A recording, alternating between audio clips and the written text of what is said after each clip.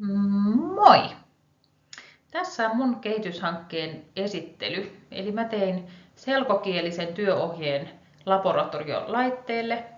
Tässä on itse asiassa kaavakuva siitä laitteesta. Kyseessä on siis rotavapori, eli pyörähaihdutin. Ja ennen kuin mennään siihen, niin mietitäänpä hetken aikaa, minkälainen on hyvä ohje.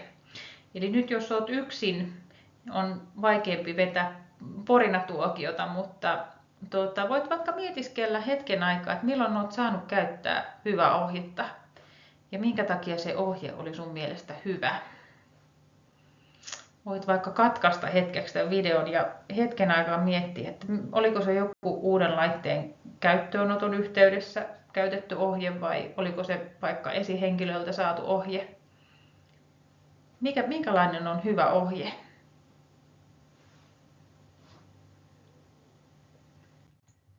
Joo, sitten voidaan jatkaa. Tässä on muutamasta eri lähteestä kerättyjä näkemyksiä, minkälainen voisi olla tämmöisen hyvän ohjeen anatomia.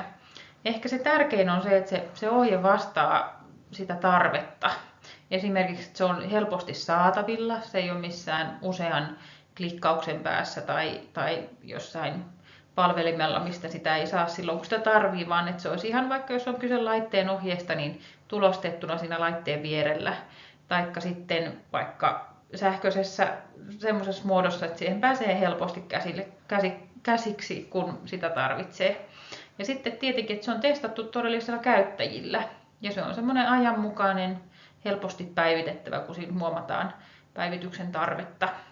No sitten tietenkin myös tämmöinen selkeys, moniaistillisuus, että on käytetty paljon kuvia ja värejä ja ylipäätään se rakenne ja teksti on semmoista just helposti luettavaa, helposti silmäiltävää. Että tästä kuva on tästä rotavaporista ja täällä esimerkiksi on sitten korostettu nuo käynnistysnäppäimet. Se on paljon helpompi tällä kuvan avulla kertoa, missä kohtaa ne on. Esimerkiksi tämä kuva aukeaa, vaikkei suomen kieli olisikaan sitten se äidinkieli, niin aukeaa niin kuin helpommin monelle opiskelijalle. No sitten yksi, mitä on hyvä myös miettiä ohjetta laatiessa, että haluatko kertoa pelkästään, että mitä pitää tehdä, vai kerroksä myös sen, että miten tai miksi teet sen asian. Että riittääkö esimerkiksi vain, että käynnistä laite, vai tarvitaanko tarkempi kuvaus, miten se tapahtuu ja mitä tapahtuu sitten, kun se käynnistys on tehty. Et se on hyvä miettiä aina, se toki voi vähän lisästä ohjeen pituutta, mutta sitten, että mitkä on semmoisia kohtia, mitä olisi hyvä selittää auki. Ja ohjeessahan voi myös olla kysymyksiä, että se voi olla myös sillai pedagogisesti suunniteltu se rakenne. No miksi sitten käyttöohjeisiin kannattaa panostaa? Tuossa violetilla pohjalla on mainittu, että se hyvä käyttöohje mahdollistaa tunteen itsenäisemmästä laitteen hallinnasta. Että se voisi periaatteessa vaikka, se voi kääntää toisinpäin, että sitten taas jos on tosi huono ohje, niin joskus voi käydä niin, että se laite tuntuu hirveän vaikealta.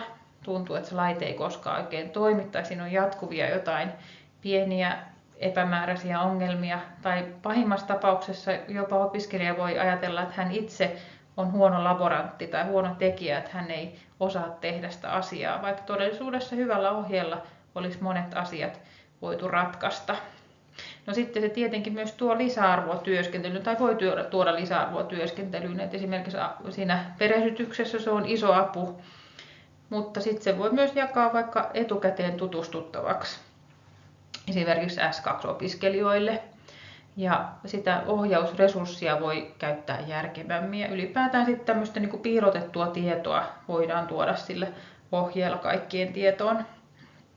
Ja myös tämmöiset erilaiset uudenlaiset aha-elämykset on mahdollisia tai ylipäätään siis se on erilainen tapa oppia, yksi väylä lisää oppia, että se voi mahdollistaa myös tämmöisen asian syvällisemmän ymmärtämisen kuin mitä sen suusanallisen ohjeen kohdalla esimerkiksi on mahdollista jonkun opiskelijan kohdalla.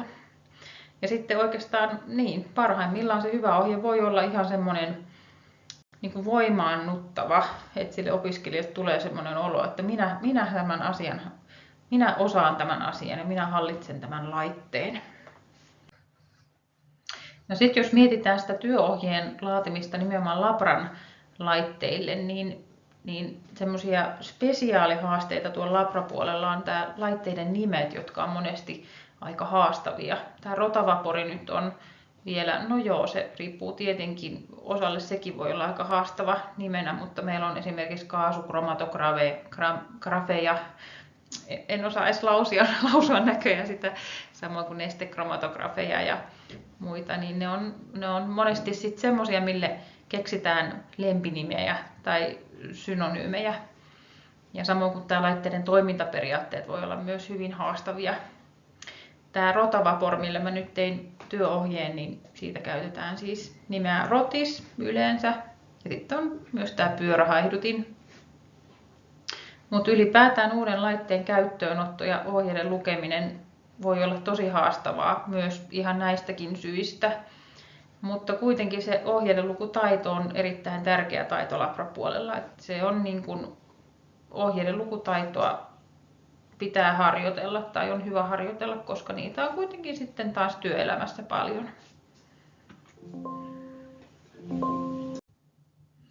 Joo, sitten muutama sana kehityshankkeen toteutuksesta. Eli se lähti liikkeelle ihan laitteeseen tutustumisesta, lueskelin manuaalia, kävin vähän muistelemassa, miten laite toimii, en ole sitä käyttänyt nyt vuoteen, ja vähän sitä ohjeismateriaalia kävin läpi ja minkälaista materiaalia oli valmiina siitä tehty, jotain yksittäisiä ohjelippulappusia, ja sitten konsultoin varsinaista, no tässä on nimi pääkäyttäjä, mutta meidän ammattiohjaaja Justus, joka on kaikista eniten käyttöistä laitetta, niin häneltä kysyin hyväksi havaitut käytännöt ja sitten laadin ensimmäisen ohjeen, jota sitten testailin erään erityisen tuen opiskelijan kanssa. Ja sitten palautteen perusteella ja havaintojen perusteella tuli sitten ihan muutama päivä sen jälkeen jo tämä toinen versio, jota testasin 2 opiskelijalla ja nyt sitten 3. versio on valmis. Eli käyttöönotto tapahtuu tässä hiljattain, varmasti toukokuuhun mennessä.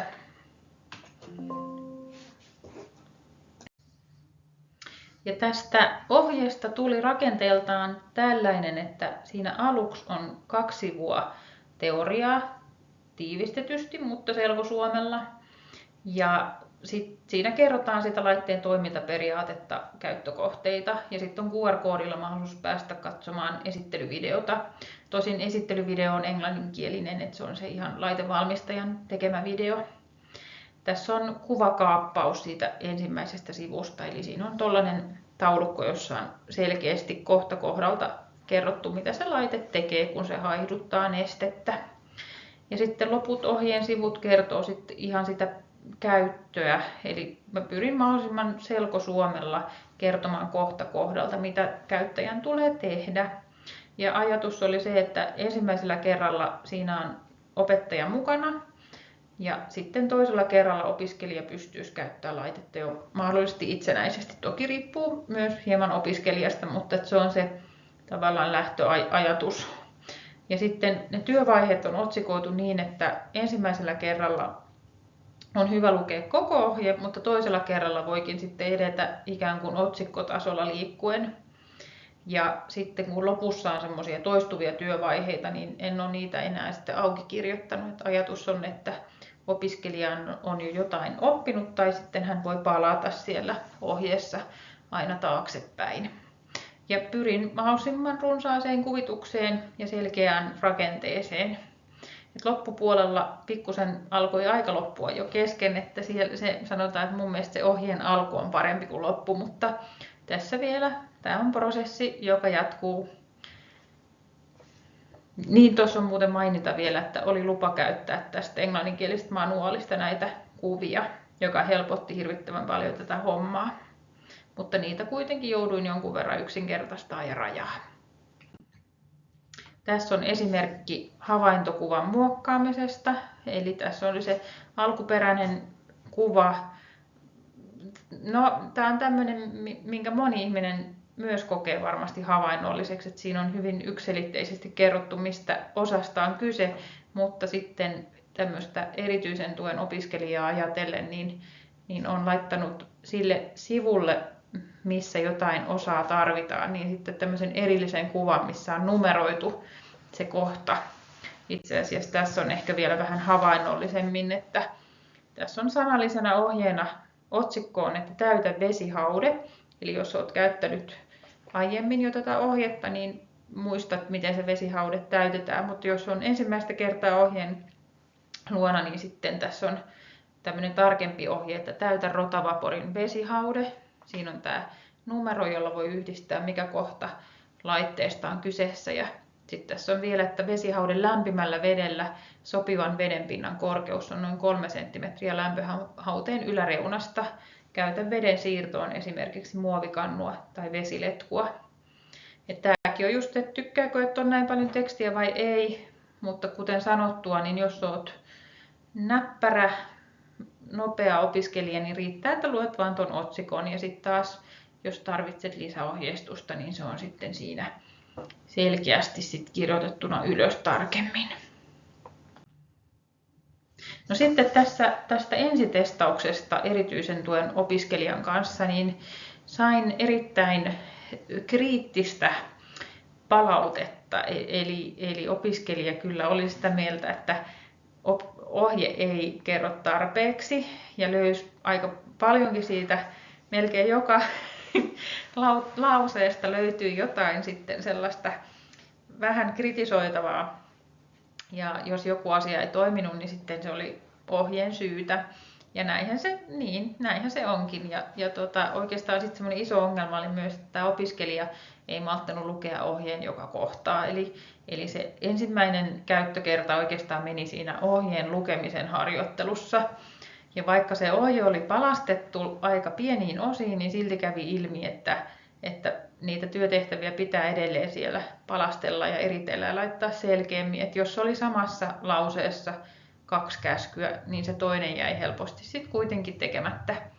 Eli tämä oli erittäin hyvä, että tuli kokeiltua. Ja opiskelija kyllä myös antoi loistavia ideoita ja keksi parempia vaihtoehtoja niille ohjeen teksteille. Et mä itse ajattelen näin, että se oli varmasti myös hänelle semmoinen hieno oppimiskokemus ja myös minulle, että siinä näki sen, miten ohjetta voi vielä kehittää.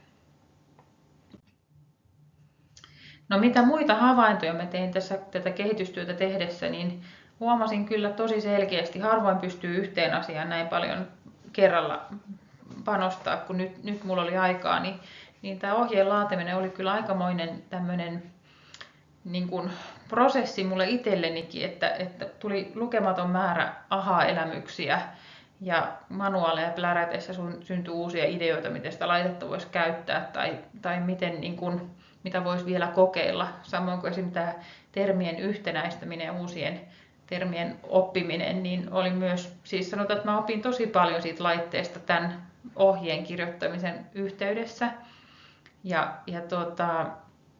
Ylipäätään, että tämä on tämmöinen mahdollisuus itsellekin oppia, kun lähtee tekemään tällaista.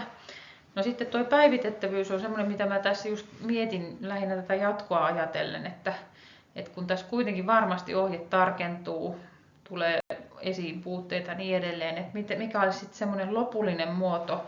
Mä esimerkiksi haaveilen edelleen noista videoista, että teekö mä videot vielä niihin eri kohtiin, ja jos teen, niin miten ne on hyvä tehdä, että se on edelleen sitten semmoinen päivitettävä.